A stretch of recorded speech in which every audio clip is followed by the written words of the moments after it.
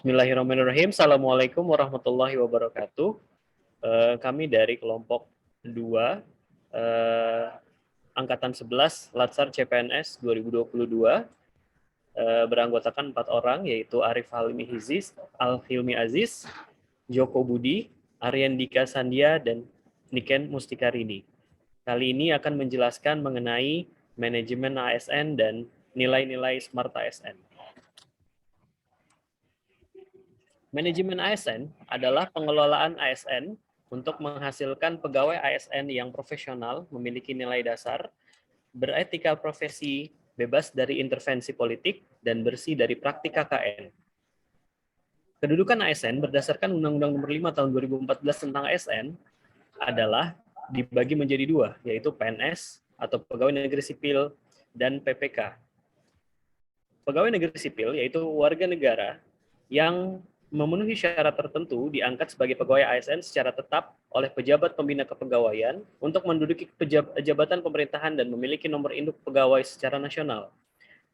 Sementara PPK atau pegawai pemerintah dengan perjanjian kerja yaitu warga negara Indonesia yang memenuhi syarat tertentu yang diangkat berdasarkan perjanjian kerja untuk jangka waktu tertentu dalam melaksanakan tugas pemerintahan sesuai dengan kebutuhan instansi pemerintah dan ketentuan perundang-undangan. Selanjutnya, untuk peran dan fungsi ASN, yaitu ada 3, yaitu sebagai pelaksana kebijakan publik, yaitu melaksanakan kebijakan yang dibuat oleh penjabat pembina kepegawaian sesuai dengan ketentuan peraturan perundang-undangan. Lalu ada pelayan publik, yaitu memberikan pelayanan publik yang profesional dan berkualitas, serta menjadi perekat dan pemersatu bangsa.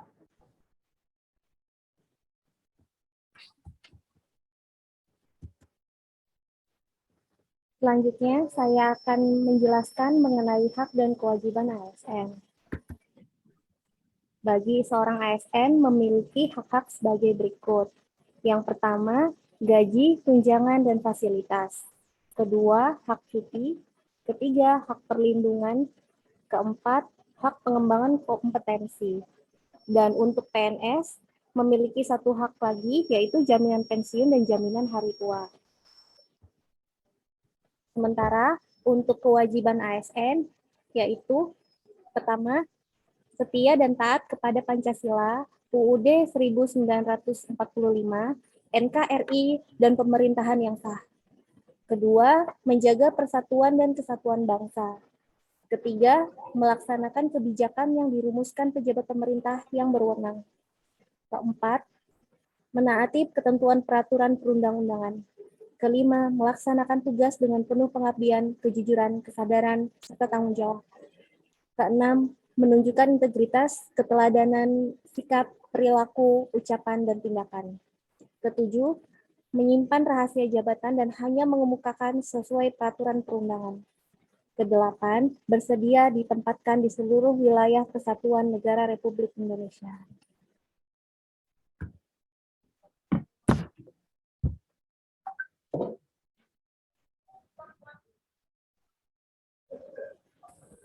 Kode etik ASN. ASN memiliki 12 kode etik yang berisi peraturan perilaku agar ASN yang pertama melaksanakan tugas dengan jujur, yang kedua melaksanakan fungsinya dengan cermat dan disiplin, yang tiga melayani dengan sikap hormat, sopan, tanpa tekanan, yang keempat melaksanakan tugasnya sesuai dengan ketentuan peraturan perundang-undangan, yang kelima melaksanakan tugas dengan perintah atasan atau pejabat yang berwenang, yang keenam menjaga kerahasiaan, yang ketujuh, menggunakan kekayaan dan barang milik negara secara bertanggung jawab, efektif, dan efisien. Yang kedelapan, menjaga agar tidak terjadi konflik kepentingan dalam melaksanakan tugas.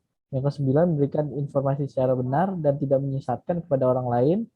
Yang kesepuluh, tidak menyalahgunakan informasi intern negara, tugas, status, kekuasaan, dan jabatan untuk mendapatkan atau mencari keuntungan. Yang ke-11, memegang teguh nilai dasar ASN. Yang ke-12, yang terakhir, melaksanakan ketentuan peraturan perundang-undangan mengenai disiplin ASN, kode etik dan kode perilaku yang diatur dalam undang-undang ini, yang menjadi acuan bagi para ASN. Fungsinya apa sih? Yang pertama itu sebagai pedoman panduan birokrasi publik aparatur sipil negara dalam menjalankan tugas. Yang kedua itu sebagai standar penilaian sifat perilaku dan tindakan birokrasi publik.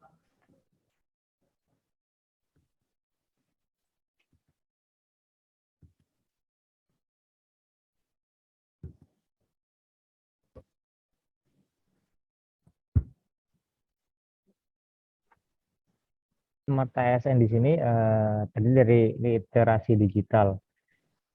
Konsep literasi digital telah lama berkembang seiring dengan perkembangan teknologi informasi dan komunikasi.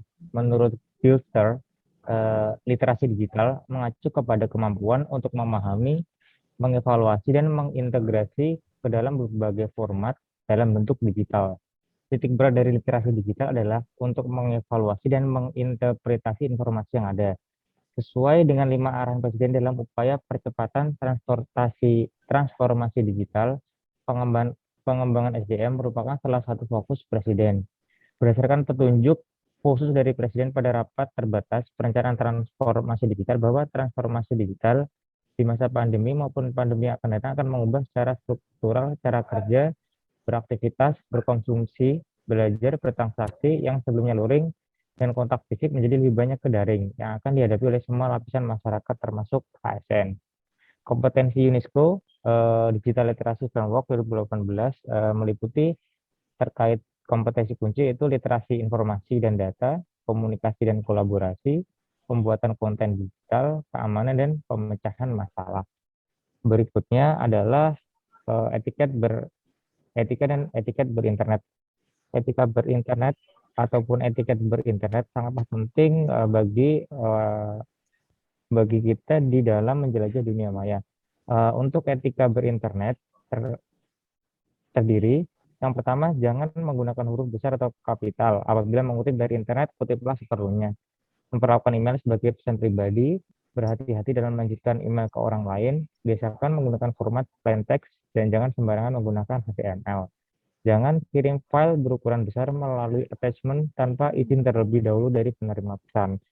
Sedangkan etiket berinternet meliputi menulis email dengan ejaan yang benar dan kalimat sopan, tidak menggunakan huruf kapital semua, membiasakan menuliskan subjek email untuk mempermudah penerima pesan, menggunakan BCC atau blend carbon copy, bukannya CC atau carbon copy, untuk menghindari tersebarnya email milik orang lain.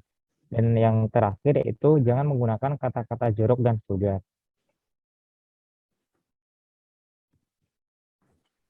Selanjutnya, kejahatan yang terjadi di dunia digital. Kejahatan di dunia digital antara lain informasi hoaks, ujaran kebencian, pornografi, perundungan atau bullying, pencurian data, dan konten negatif lainnya. Selayaknya, sebagai ASN, kita menciptakan Smart ASN menuju birokrasi 4.0.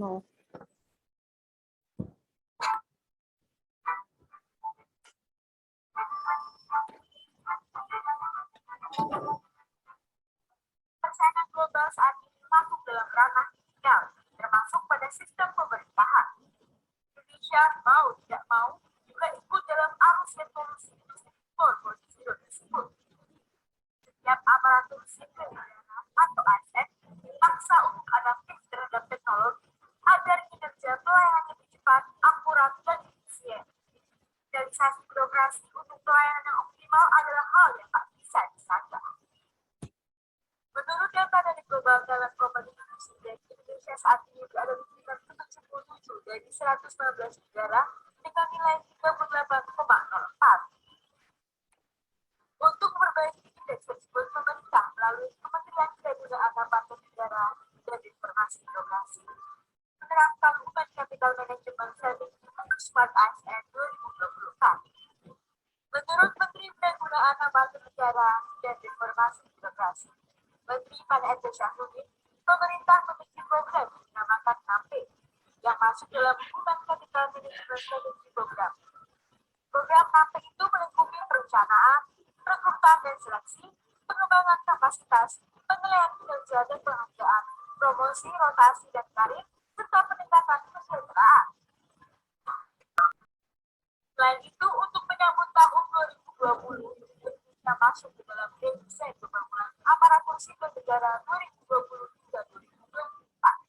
Kementerian Pan-RB gencar memperbaiki kinerja ASN mulai dari tahapan rekrutmen yang kini sudah menggunakan sistem digital.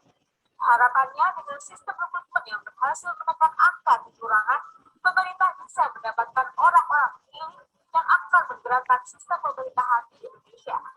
Mereka yang terpilih dengan sistem ini diharapkan bisa menjadi Smart ASN 2024 untuk membawa birokrasi Indonesia berkelas dunia.